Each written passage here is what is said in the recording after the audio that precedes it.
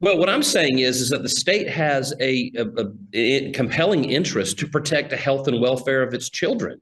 And again, a parent taking their child out of school and never educating them or giving them alcohol when they're 10 years old could harm the health and welfare of their children. I'm not necessarily accusing parents of, well, I personally think having your 10 or 12-year-old engage in gender transition surgery is child abuse. But if you believe that is the case, then you can obviously raise your child however you want. You just can't have irreversible surgeries performed on them. That's all Well, we're saying. and you're getting a third party involved. You're getting the state to sanction it.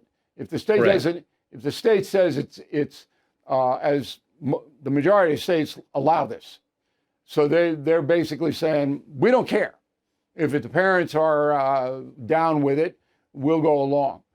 What separates Tennessee, South Carolina, the other 23 states from the permissive states? Because it's a big gulf, I think. Wouldn't you agree? I haven't read every single gender transition law for minors in every state, but generally they're all the same. And there's very Yeah. negligible differences. Obviously, some states allow you to perform it as early as you want. There are parents in some states, blue states, transitioning their children as early as 2 or 3 years old. I mean, it's really, to me, that is real child abuse. It's horrible. But the states, remember, the states have inherent power, the authority, a general police power to regulate themselves.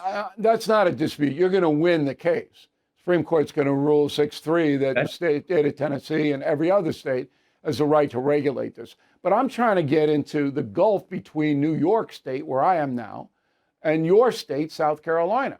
So you feel compelled to protect the minors there from a decision that you rightly described as life altering, can't be reversed. Yet the people here in New York, they don't care. Can you explain that dichotomy? Listen, I cannot get in the head of somebody who would support gender or genital mutilation and chemical castration on a minor child. I just can't. I can't do that. So you don't know. You never talked to anybody. I don't have an answer. Yeah. Okay. It's fascinating, though. It really is, because the gulf is so huge. Thank you for watching. To view full episodes of the No Spin News anytime, sign up to become a BillO'Reilly.com premium or concierge member today.